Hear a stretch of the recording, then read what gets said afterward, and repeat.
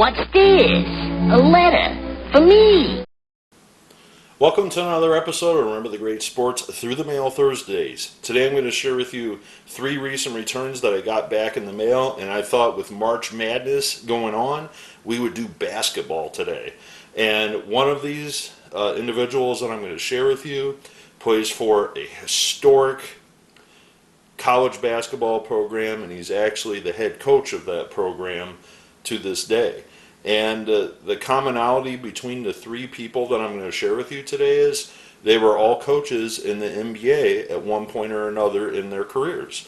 So the first one is a return from Cleveland, Ohio.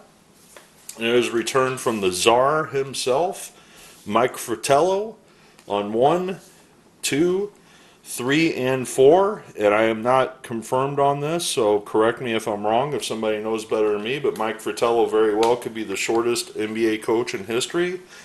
He's even shorter than Avery Johnson, so there might be somebody shorter. I think Mike's only 5'7", so if anybody knows of an NBA head coach that's shorter than Mike Fratello, definitely put it down in the comments below. But he got the nickname the Czar from Marv Albert when he went on to become a broadcaster later in his career. So let me tell you about Mike Fratello and his career in basketball. Mike Fratello grew up in Hackensack, New Jersey, known for its famous song, and then later North Haledon, New Jersey. He attended high school in Hackensack, where he was captain of the basketball, baseball, football, and field hockey teams.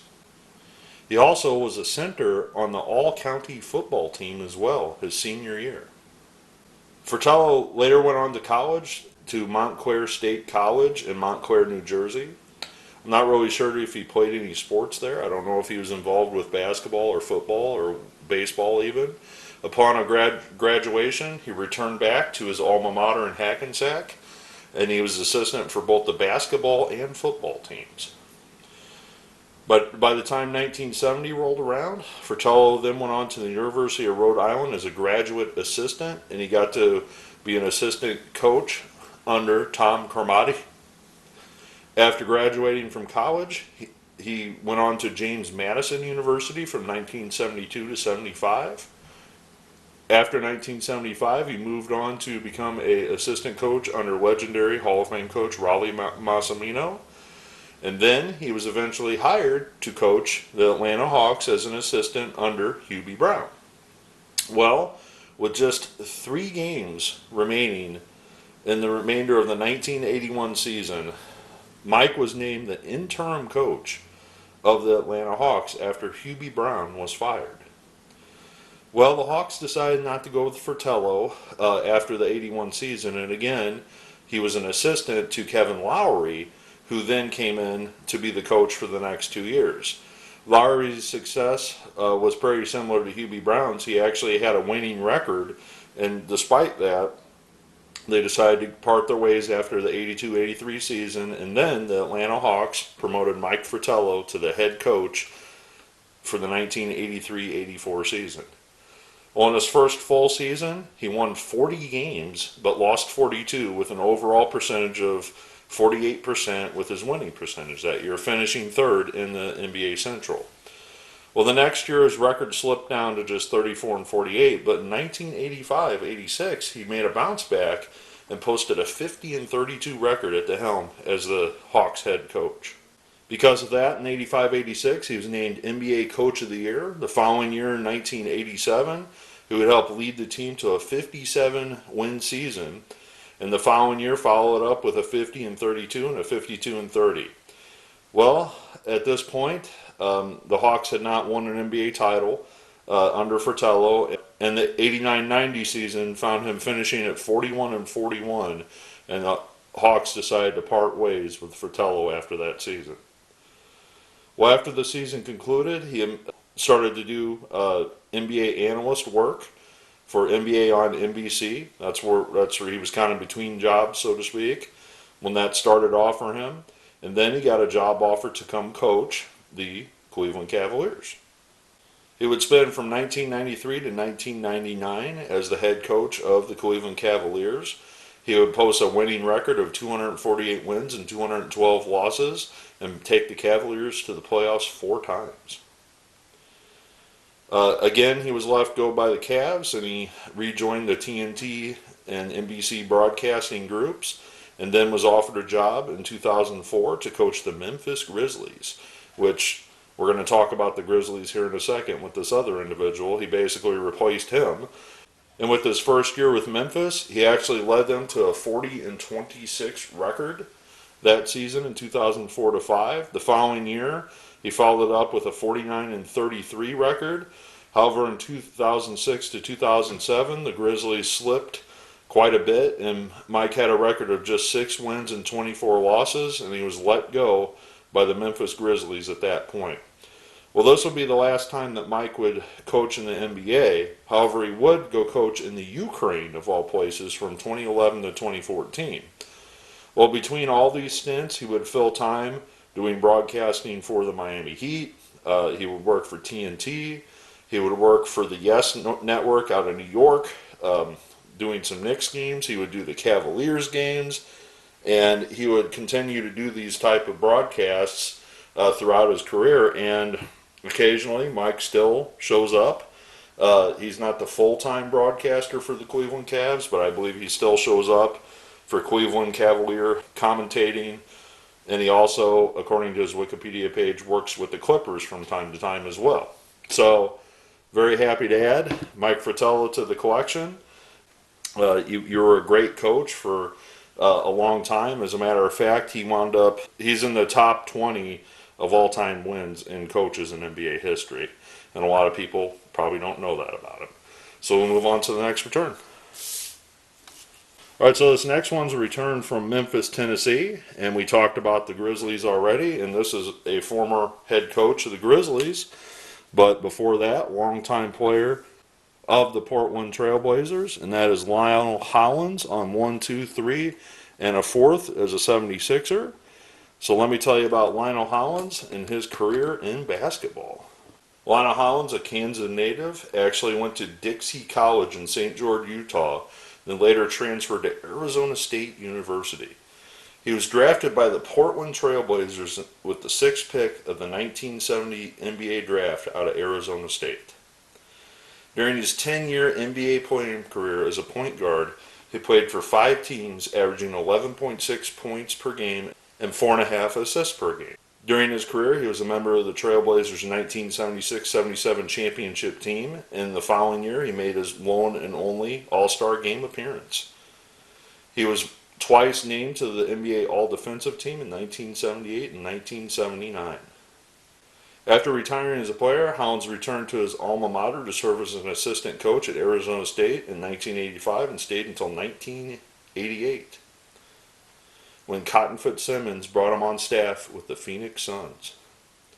In his first season with Phoenix, the Suns saw a 27-game improvement from the previous year as they advanced to the Western Conference Finals, and Fitzsimmons was named Coach of the Year that year. Kevin Johnson won the Most Improved Player that year and credited Lionel Hollins with his development and becoming one of the all-time greatest players for the Phoenix Suns. Lionel would hang on to be with the Suns through the 1995 season, including that historic 1993 season that the Phoenix Suns ran against the Chicago Bulls and ultimately lost in the finals.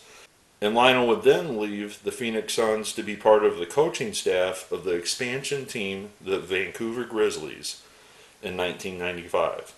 Lionel would remain with the Grizzlies from 1995 to 1999 as their assistant coach, and he would briefly be their interim coach for the 1999 through 2000 season. After the 2000 season concluded, he would go coach in 2000 through 2002 through some developmental league basketball teams with the Las Vegas Silver Bandits and the St. Louis Skyhawks. He would then get back involved with the Grizzlies after they moved to Memphis, and he would be their assistant coach from 2002 to 2007. And then in 2004, he would be, again, named their interim coach. So the Grizzlies have yet to hire him full-time. He's their interim coach again. And then he would leave to go coach with Scott Skiles at the Milwaukee Bucks for a brief period. And then in 2009, the Memphis Grizzlies would hire Lionel Hollins as their head coach. His first season as a head coach was rather rocky, as he only appeared in 39 games. It was, an interim position after somebody was let go, and he posted just a 13-26 record. Well, the next year in 2009 to 2010, he turned things around and almost got the Grizzlies to a 500 record, finishing the year at 40-42. The next year, there was more improvement, and they finished the year with 46 wins and 36 losses. And the following year, in 2011-2012, they actually finished second in the Southwest Division, posting a 41-25 record. The following year, in 2012 to 2013, Lionel would post a 56-26 record with Memphis, finishing again second in the Southwest Conference. Despite having this success, the Grizzlies decided to not renew the contract of Lionel Hollins, and ever since, as of 2023, not counting this year, the Grizzlies have not reached any farther than the conference finals that they did since Hollins' departure.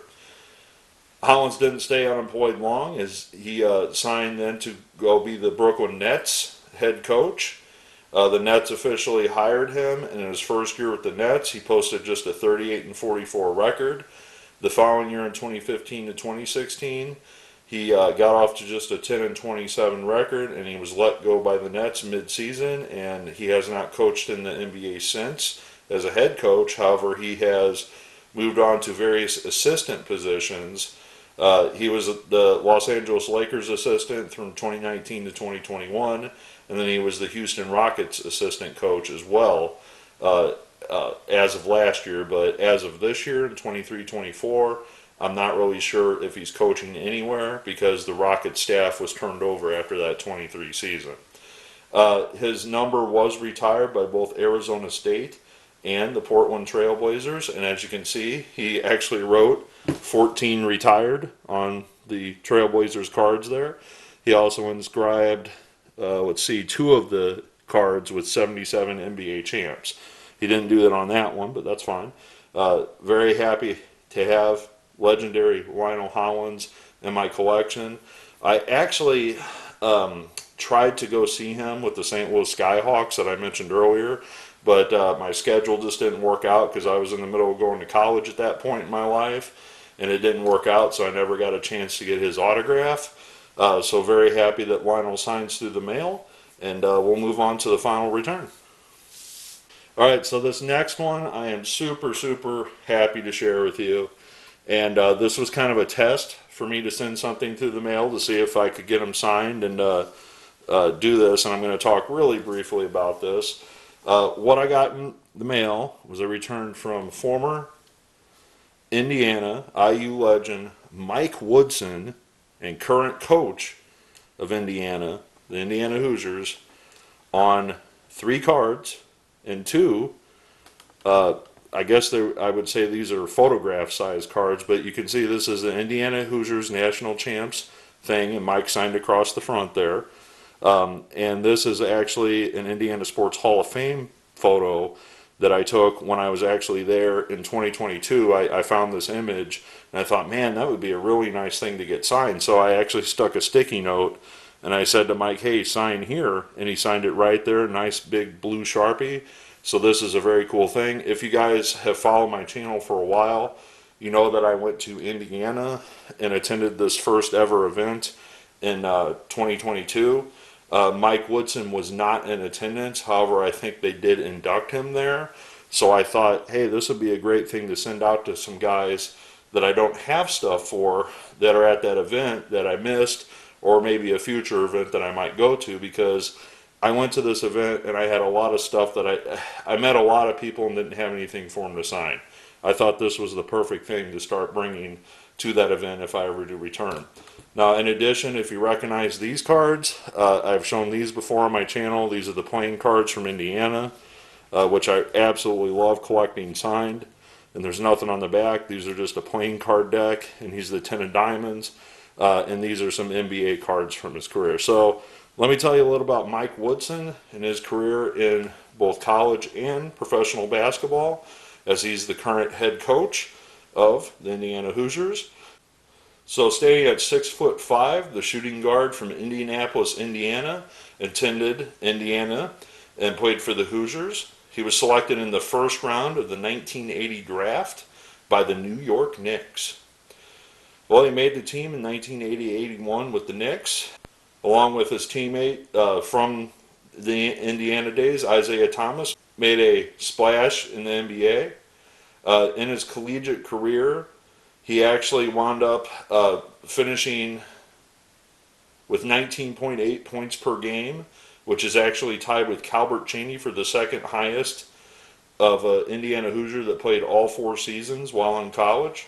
He had a very short tenure with the Knicks, and then later in the 81-82 season, after just 7 games, he played for the Nets after the Knicks, so Knicks-Nets. He was traded to the Kansas City Sacramento Kings, where he played with them from 1981-82 through the 85-86 season. While he was there, he alternated between being a starter and a 6-man off the bench with the Kings, and he averaged a career high 18.2 points per game in the 82-83 season. In August of 86, Woodson was then traded to the Los Angeles Clippers. He stayed with the Clippers in the 86-87 and 87-88 seasons, and then went on to the Houston Rockets for the 88-89 season, 90-91 season, and then the Cleveland Cavaliers for his 1990-91 season.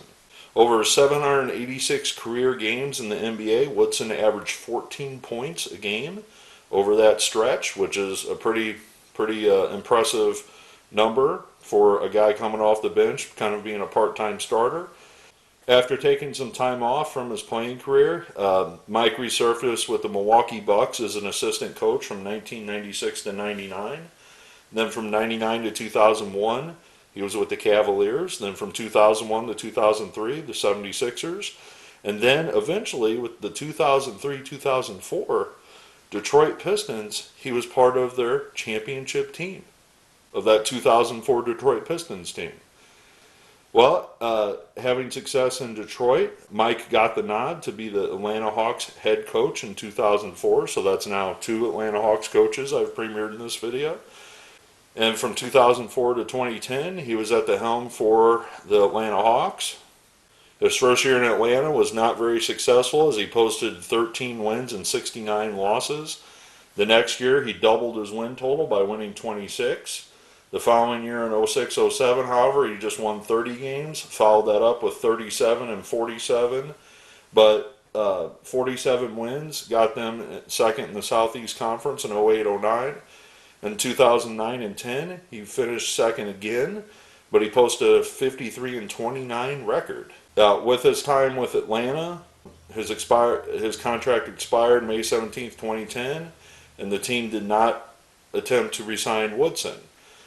By the time he was finished, he was trailing just Richie Guerin, Mike Fratello, and Lenny Wilkins as the 4th winningest coach in history of the Atlanta Hawks.